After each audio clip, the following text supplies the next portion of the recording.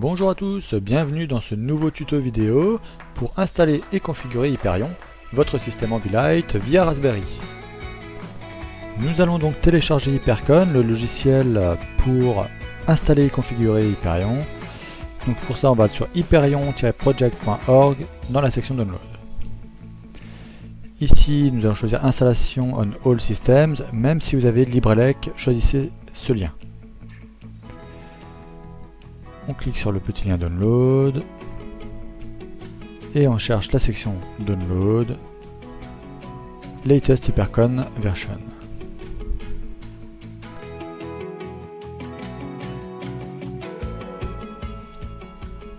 Une fois téléchargé, on l'enregistre et on le lance.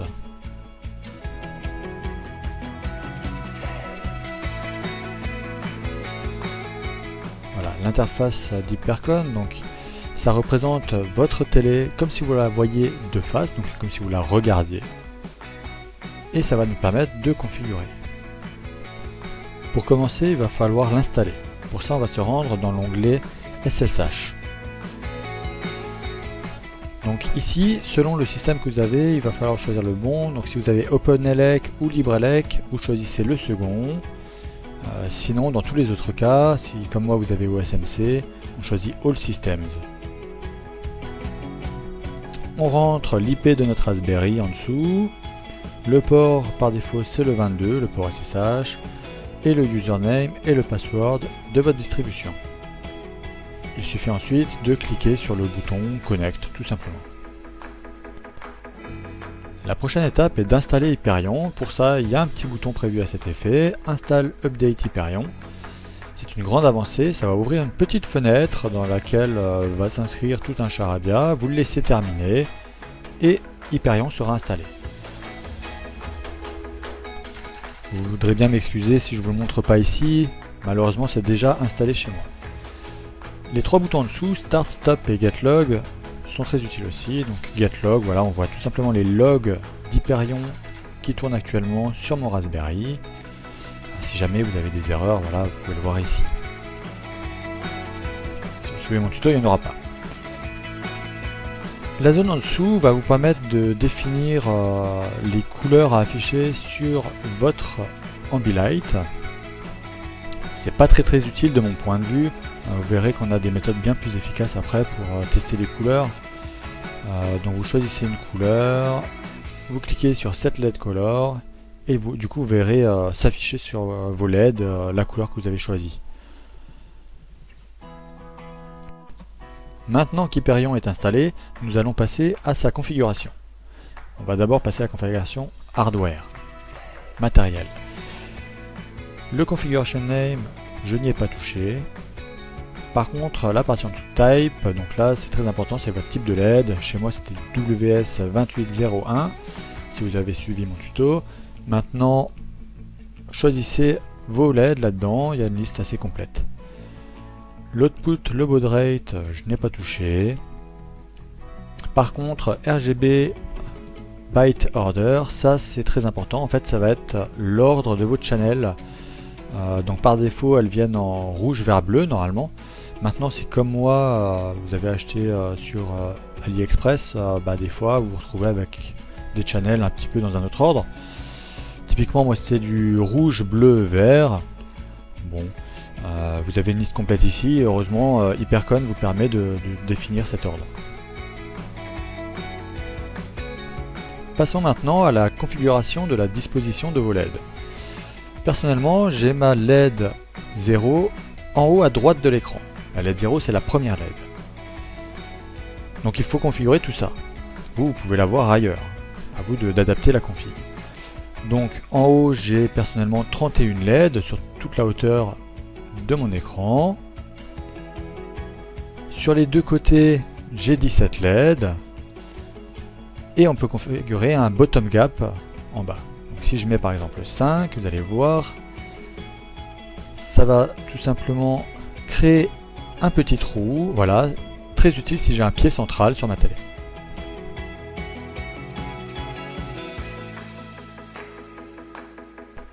ici se trouve le First LED Offset, donc ça c'est très pratique dans mon cas, donc la première LED est en haut à droite, normalement la première LED est en haut à gauche, donc j'ai dû la décaler.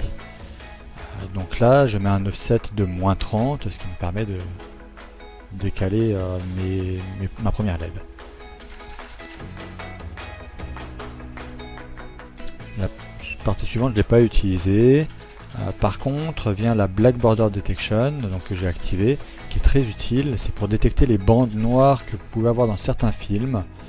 Donc là vous pouvez mettre aussi un threshold qui permet en fait, si le noir n'est pas complètement noir, de le détecter quand même. Passons ensuite à la configuration du rendu couleur des LED. Pour ça on va dans l'onglet Process. Sur la première partie je n'ai rien modifié. Le temps de vérification à 200 millisecondes me convient, tout comme la fréquence d'actualisation à 20 Hz.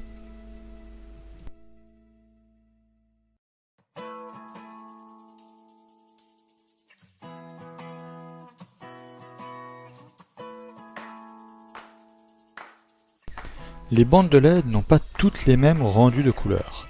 En général, les LED émettent quand même beaucoup plus dans le bleu que dans le rouge. Ajoutez à cela le rendu plus ou moins fidèle des couleurs par votre téléviseur et vous comprendrez qu'il va être nécessaire de corriger ces comportements. Heureusement, Hypercon met à notre disposition un tas d'outils pour régler les couleurs de nos LED. Commencez déjà par télécharger le pack d'images que j'ai joint à ce ticket. Toutes les images proviennent du wiki officiel d'Hyperion. Je n'ai aucun mérite là-dessus, vous pouvez le suivre, il est juste en anglais. Commençons par adapter le rendu du blanc. Pour ce faire, affichez l'image blanche du pack sur votre télé et nous allons essayer de régler le rendu des LED pour qu'il corresponde à ce qui est affiché à l'écran. Si par exemple vos LED émettent une couleur un peu trop bleutée, il va falloir diminuer le white level de la case blue. S'il émet trop dans le vert, vous diminuez le vert. Vous remarquerez que chez moi, donc le rouge était au maximum et j'ai diminué fortement le vert et le bleu. Et là, ce qui est super, c'est que vous pouvez envoyer votre configuration directement via SSH à votre Raspberry. En cochant la case juste en dessous, vous pouvez en plus voir en live toutes vos modifications que vous ferez dans les cellules juste au-dessus. Vous entrez une valeur, vous cliquez dans une autre case et ça s'affiche directement sur vos LED. Ça du coup c'est très pratique, ça vous évite d'utiliser la roue dont je vous parlais au début, la roue de choix des couleurs. Et là vous voyez vraiment les changements directement. Passons au réglage du gamma. Donc moi par défaut j'ai mis les valeurs à 2,2. Sur le site officiel il commence à 2,5. Maintenant je pense que ça dépend vraiment de vos LED, à vous de voir. Sur le gamma on va travailler avec les images noires et les dégradés de gris. Donc là ce qu'on va essayer c'est d'avoir vraiment un rendu blanc mais moins fort en fait. Pour chacune des images, donc vous adaptez en fonction. Par exemple, si votre gris foncé, vous le trouvez un petit peu trop rouge, ça veut dire que vous devrez augmenter la valeur gamma dans la case rouge. Moi je l'ai mise à 2,45. Effectivement mon gris était vraiment très rosé. Donc le plus vous augmentez le gamma, le moins vous avez de la couleur. La prochaine étape, d'après le wiki officiel, c'est de régler les channels pour chacune des trois couleurs. C'est censé vous permettre de régler le rendu de chaque couleur primaire, donc rouge, bleu et vert, mais également des couleurs secondaires telles que le magenta, le cyan ou le jaune.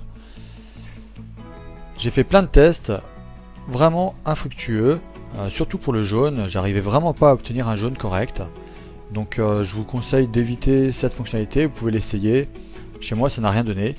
J'ai vraiment plutôt opté pour la partie température, qui elle m'a donné un rendu vraiment beaucoup plus plaisant. Donc j'ai modifié le niveau de température du vert, notamment, je l'ai baissé en fait. C'est vrai que mon jaune était vraiment très vert, donc en baissant la température du vert, ça m'a permis d'obtenir un joli jaune.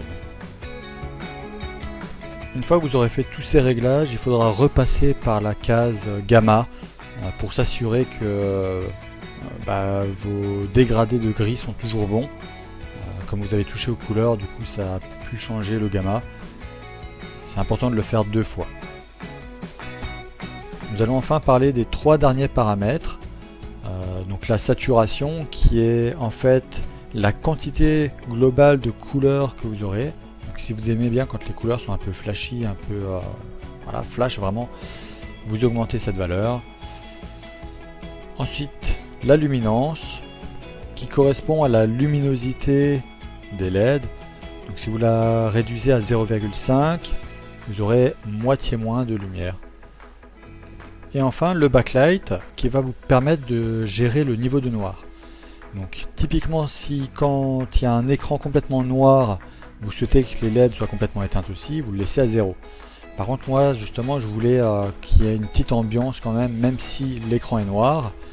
Donc je l'ai augmenté à 0,2, ce qui est amplement suffisant, ça fait vraiment une faible lumière mais c'est très bien.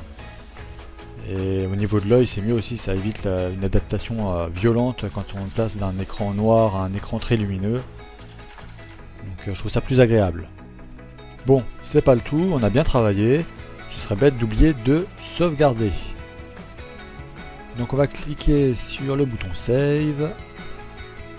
On a un point date, tac, enregistrer. Et on va créer le Hyperion configuration, qui est en fait le fichier JSON utilisé par le Raspberry et par Hyperion pour se configurer.